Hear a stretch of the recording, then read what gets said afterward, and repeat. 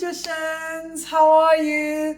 Welcome to yet another Money Magic podcast. Today we're going to be talking about the God wound. So don't bother going on Google and looking for it. This is my own body of work that I created in the Money Magic course. And in today's podcast, I'm going to be talking about what I mean by the God wound. What is the God wound? I talk about it in my current book, What's Your Money Personality? As we go into the podcast, I am going to be reading from the book, explaining it more in depth, talking about how this came to be and why this is so important to our finances and especially our money set points. So if you've been struggling to move beyond a particular set point, then let's have a conversation. Listen to today's podcast. I think it may shed light for you, right?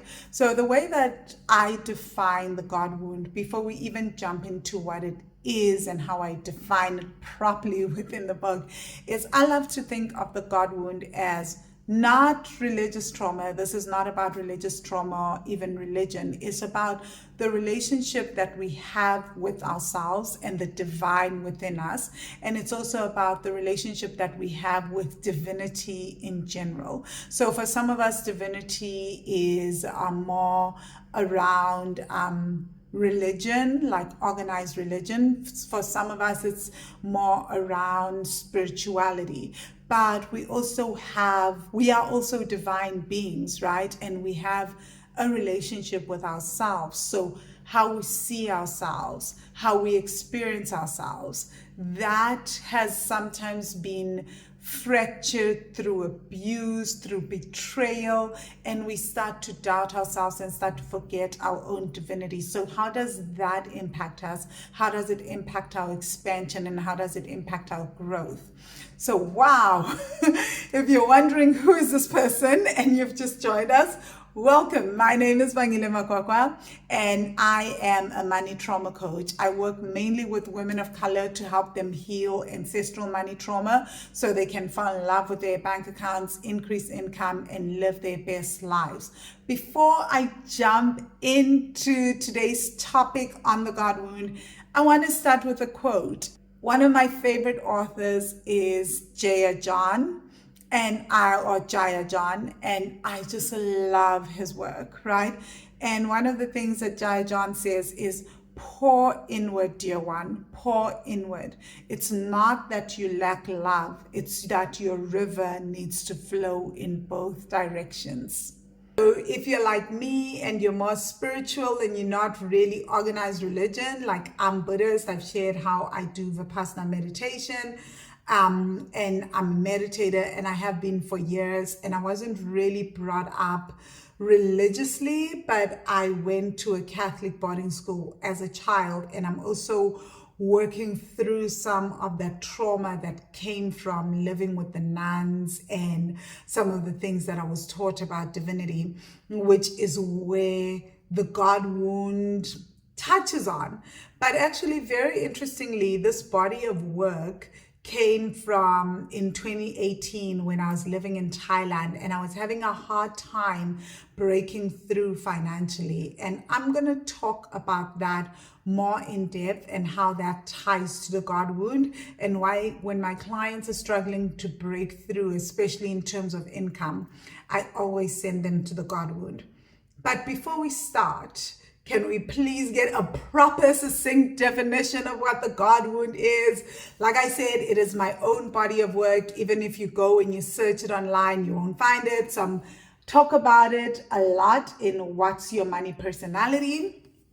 And I explain it and I define it. So I thought it would be really, really cool to just read the definition from the book. So my favorite definition of it, I think, is in page 209. So just indulge me and then we'll unpack it, right? So one of the things that I say in page 209 of the book, so if you're watching YouTube, you can see the book. If you are not and you're listening, my latest book is called What's Your Money Personality? Changing the Way Black Families Manage Their Finances. So I say in page 209, who do you blame for the unfairness of life and how unfair things have been for you and your family? Who do we scream at when we get the short end of the stick and no human is at fault? What do we do with all these feelings of unfairness? Studies Studies have shown that when humans see others experiencing unfairness, the amygdala is activated and we get angry. Humans don't get angry only when they are being treated unfairly. They also get angry when they see others being treated badly. And that causes us to punish those who have committed the transgression, even if we aren't the victims. We will even pay a personal cost to have others treated fairly. And that's from a study by Smith 2020. So then I go on to say, my theory is that the God wound shows up as an inability to trust and surrender. In the fixer, it shows up as blame, anger, and a refusal to break through, heal, or expand financially in the eternal child. So I had this aha moment because, like I said, the God wound is my own body of work. No one told me that this is the God wound. I remember very clearly I was living in Chiang Mai, Thailand. I was sitting on my bed. I had moved from South Korea in 2017, moved to Dubai, then moved from Dubai to South Africa. And after like 3 months, I was like, oh no, this is just not going to work. Then I decided to move to Chiang Mai, Thailand. And my entire aim to move to Chiang Mai was to just focus on increasing my income. I had reached a plateau in my business. I had just gone full-time in my business in 2015. I'd finally paid off my debt. I was debt-free. I didn't owe anyone. I had money in savings. I bought my property, all that. So I wasn't in a dire situation, so to speak. But I really wanted to travel in a way that felt like luxury. I wanted to be able to do 5-star hotels. I wanted to be able to book trips that I'd always dreamt of.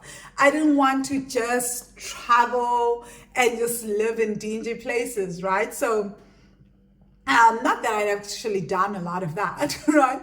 But I wanted to travel and just experience something that I had never ever experienced before in my life. So one of the things that I did was move to Thailand with the aim of working on my income. My guides had said to me, if you want to increase your income, move to Chiang Mai, Thailand. Had never heard of Chiang Mai, went online, found out about this place, packed my bags and left. This is how I've always traveled. So I moved to Chiang Mai. Little did I know that I would end up staying in Chiang Mai, Thailand for about 2.5 years. But that's fine. It was really, really awesome. So I arrived in Chiang Mai at the end of 2017 and continued to stay for up until the end of 2019, but traveling on and off to other countries. Sometimes I'd move to Sri Lanka for months on end. I digress. But the first 3 months I was there, my income still plateaued. I was still earning just $2,500 a month. I'd managed to get there after becoming debt free. I calculated how much my business needs to make in order for me to live and survive and not have to worry about rent and other expenses. But then I realized that I wanted to grow. I wanted to hire a team. I wanted people on my team that I would have to pay. So $2,500 wasn't cutting it anymore. I didn't know any other entrepreneurs that were making more than that. At the time in South Africa, there was about 35,000 to 40,000 Rand a month. I was like, oh my gosh, how do I grow and increase my income to at least $8,000 a month? And so started this body of work of the God wound. At the time, that was not how it played out, right? I kept doing EFT tapping. I was already doing vows of loyalty work. I was doing vows of service work.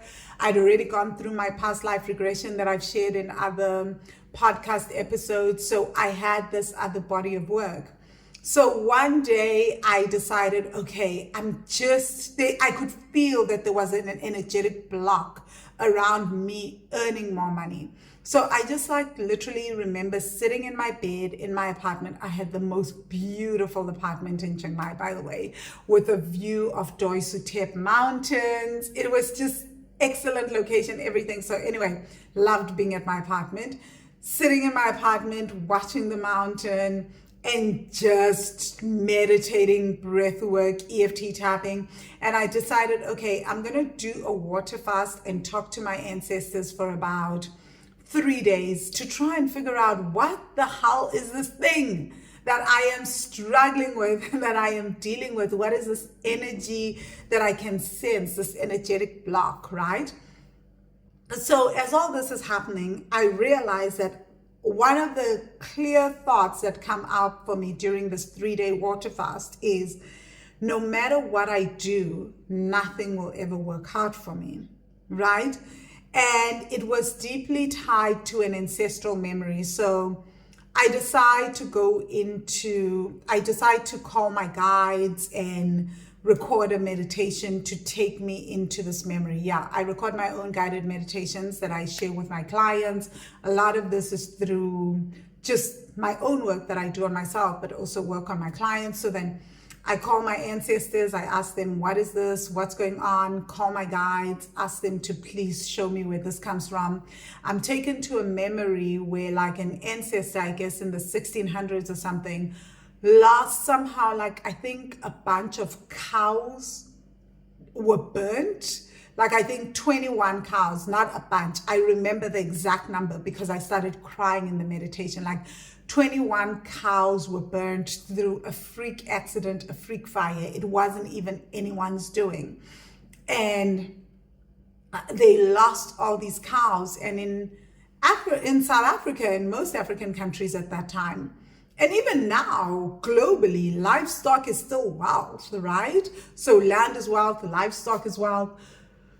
I then just started crying, and I could see how this entire belief started to form from that moment, that no matter what I do, no matter what we do as people in my family, nothing ever works out for us, because this ancestor lost so much in terms of cows. They still had more cows, but for whatever reason, their entire focus became on the cows that they lost and how much they had lost. And it's something that was so painful. And I could directly correlate it to how my great-grandmother and my grandmother and them would say to me, and I guess my mom and all of us in the family growing up, that we're just not lucky with money. So that's what I grew up believing in myself, that I'm cursed with money, I'm not lucky with money. This is a deep belief system that I had, and it's a belief system that I had to work through because it was so deeply ancestral. But I could see how that belief system, that by then I had already worked through it, which is why I was able to pay off debt, right, was also deeply linked to this deeper belief around, no matter what I do, nothing will ever work out for me. This ancestor just felt like losing all those cows in one day, nothing would ever work out for them. So after that, I just started journaling, and then I started doing like EFT tapping just on this thought. I remember setting my alarm for like an hour. I said, I'm going to do EFT tapping on this thought for an hour and look at it from different ways, different facets. And also when I go into coaching with my coach, I will ask my coach if we can work on this particular thought more in depth. So kept working on it, and I started to see how I also carried that, but it was a lot deeper. So during the EFT tapping, I got this really strong sense that this is something that was also deeply tied to the divine, right? And that I could actually look at it from that sense. So then I started sitting in meditation and asking my guides to guide me and just calling forth my ancestors, having like a caucus in the meditation, talking to them, telling them what had happened, asking that ancestor who had lost the cows to then come through. So this took about weeks after this fast to like unravel this, right? And deeply understand it. Then like sitting with them, asking them, okay, what thoughts did you form after this? How does this tie to divinity? And then understanding that that ancestor had no one to blame except the divine. Because again, it was a freak accident, 21 cows. So they believed that no matter what they did, God would never support them. The divine would never be on their side, the universe, nothing. They were just on their own. So then I understood that, wow, this is something that I'm also carrying energetically. And I was able to start so then this is how the God wound work was born. I started creating meditations to help people deeper understand the God wound so they can understand where their wound comes from. And then I was also shown in that meditation where I started asking the ancestors, so how did this then impact you? When you went through this, how did it impact your relationship with the divine?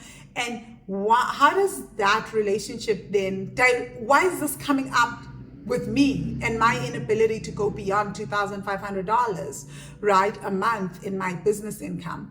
And the understanding that I got from my guides and from my ancestors was also that just by carrying this belief, right, like I've made it real, nothing would ever work out for me. So this was at the core of so much of my life. It is something that I've been carrying throughout my life, this belief, and it's having ramifications everywhere.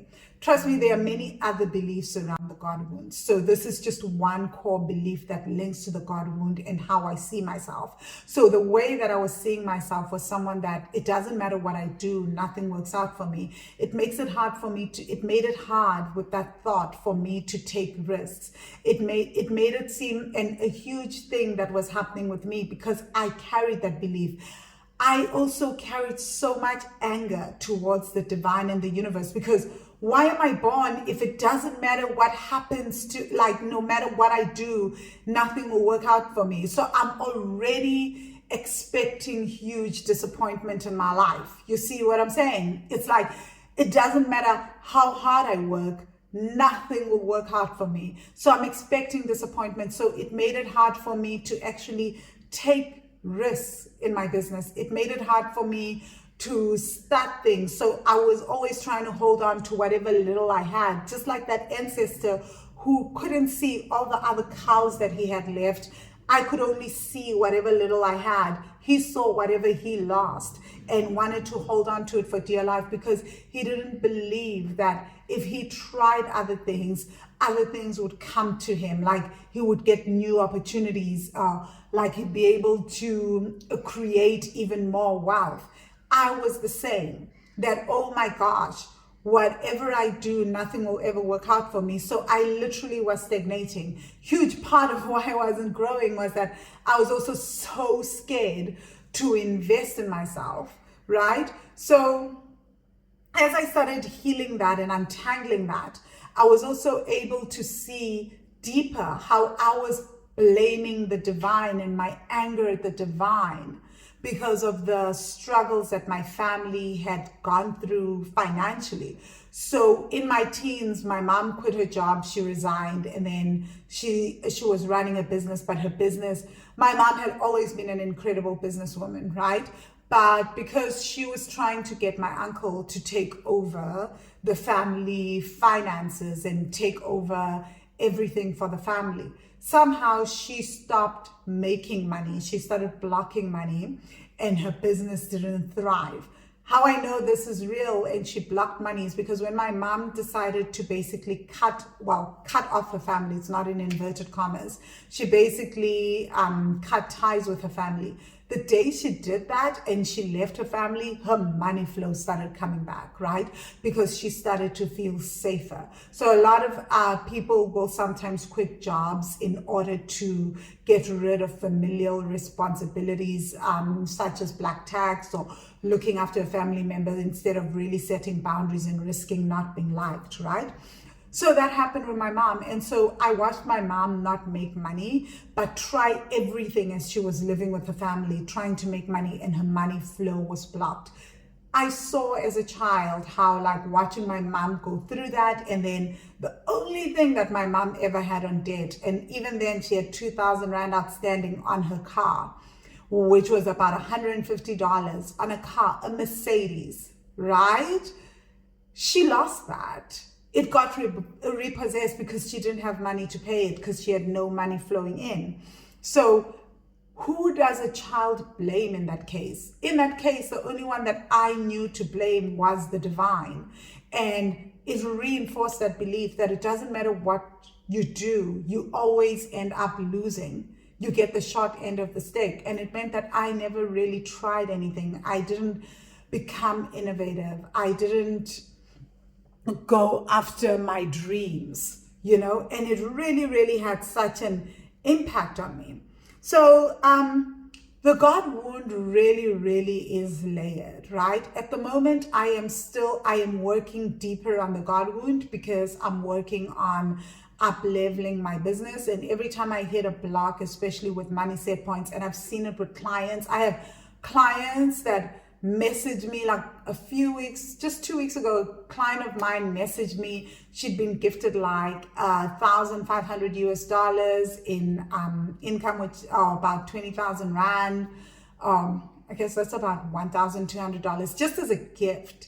But like, I think in this month alone, she probably has been gifted about $3,000 or about 50,000 Rand. Well, not really gifted, but she's just made money through the ether without really having to work, right? So she's recouped money, she's been gifted money, she's won money, right? Just from doing the God wound. So I always say, when you are stuck around money, often we live in this universe that is abundant, right? So it doesn't mean that we have to go draw up new money bills or something to be able to get money.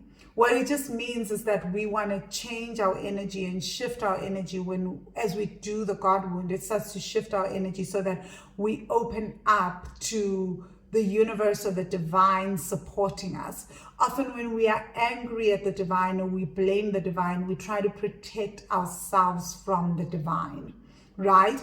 And we basically make it so that we protect ourselves so that we don't have to owe the divine, we don't have to see it, and we want to reinforce that anger so that we can say, hey, look, again, the universe didn't come through for me, God didn't come through for me, right? And I always say that the God wound is often a wound that some of the most spiritual and most religious people in my life that I know, and even most of my clients, I'm talking to someone who's worked with hundreds of women, right? I've seen a lot of my clients that the ones that have the biggest God wound is often the ones that are the most spiritual. Not necessarily the most religious, but those that are religious as well, and those that are the most spiritual. Why? Because we already have a sense that there's something greater than us. So we know that we can get angry at whatever is greater than or whatever we are tapped into.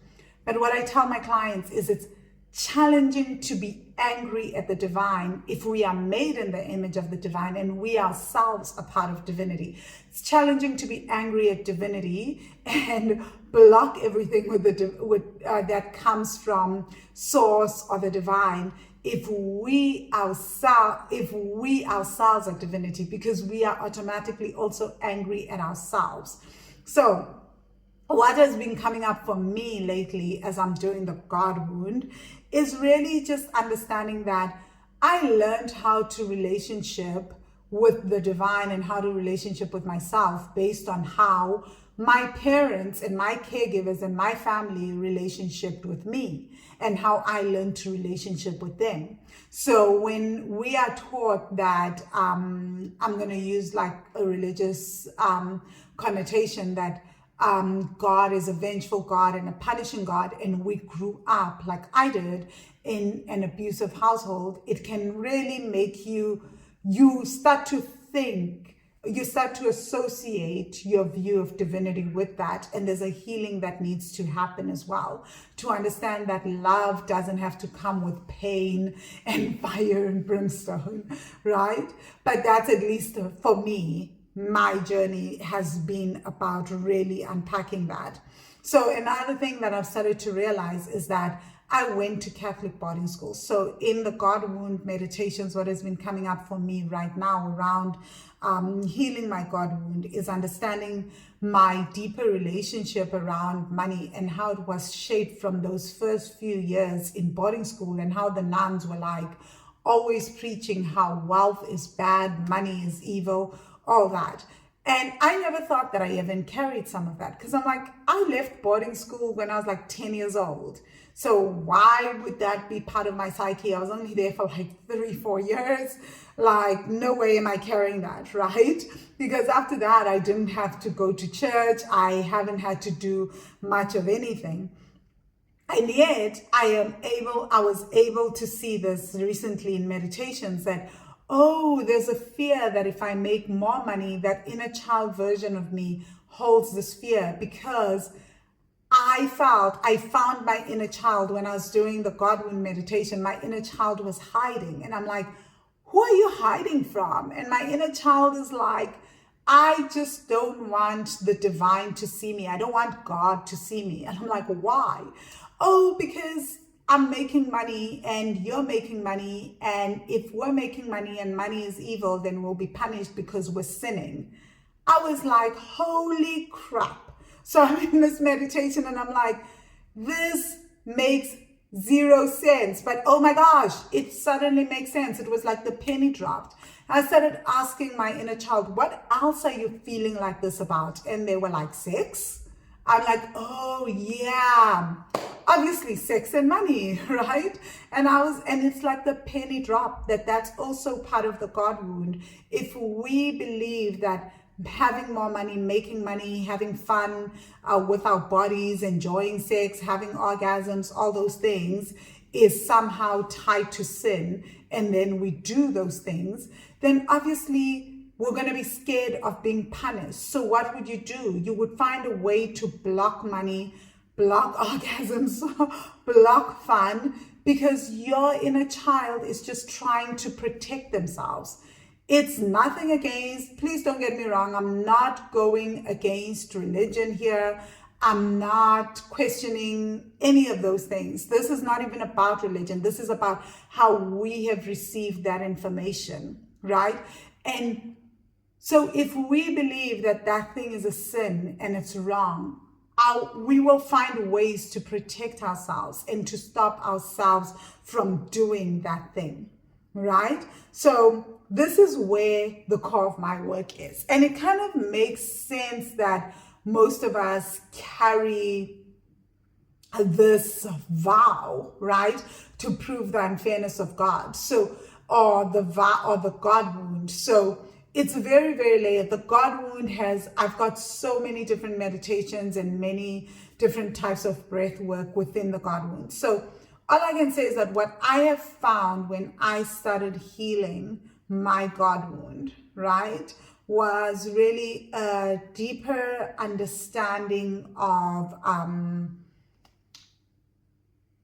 I guess, really a deeper understanding of my relationship with money and why I had reached a particular plateau and my money set point, right? So that was a very, very huge thing for me, and really completely unexpected. When I really, really reflect on it, I didn't expect that would come up. But what I found, so you guys are probably wondering, so what happened when you did heal the God wound? I started, not heal it, because I'm still constantly in a journey, because I'm uncovering more things. It's a layered body of work, because I haven't even shared any of my past life journeys from the meditations and from this body of work. I've just shared the ancestral piece. I am going to have a part 2 of the God wound, right?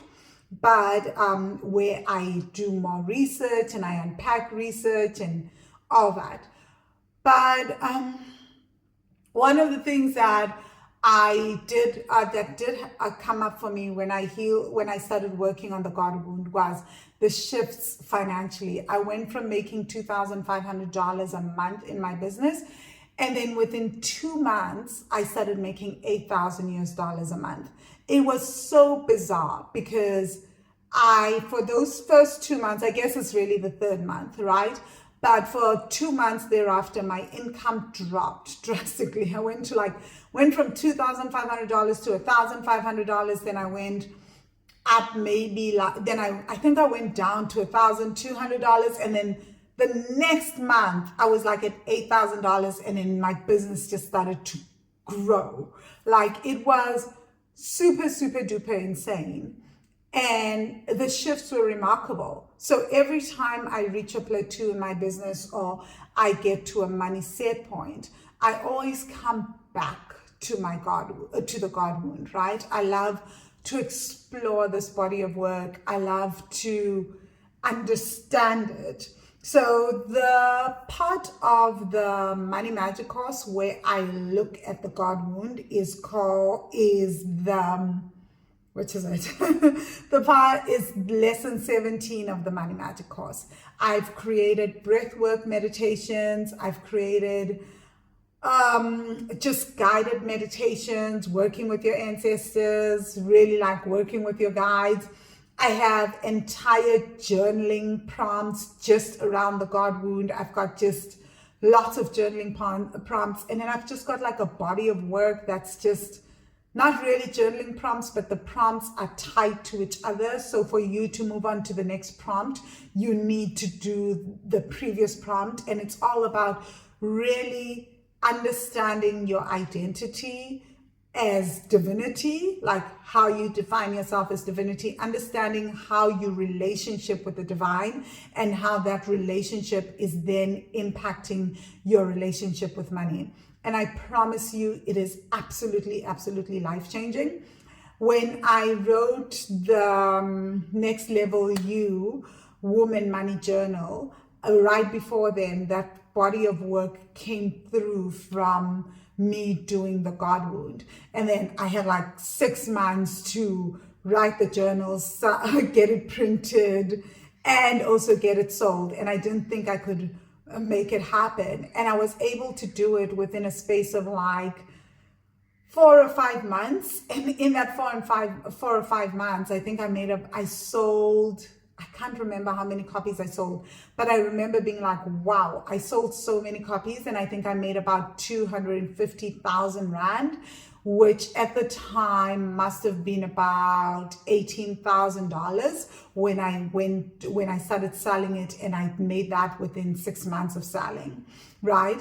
And that for me is just the power of the God wound. I'm not saying that everyone that does the God wound will experience those results right now, right? Because trauma is layered. The God wound is just one part of the trauma. But I'm sharing about my money set points and how every time I have done it, how every time I've done the God wound work, it has completely shifted me. Because what it teaches you to do when you heal your trauma around divinity and the God wound is it completely opens you up and cracks you up and gives you permission to surrender, because you let go of the fear, right? And you give yourself permission to surrender to the divine and trust that you are being held.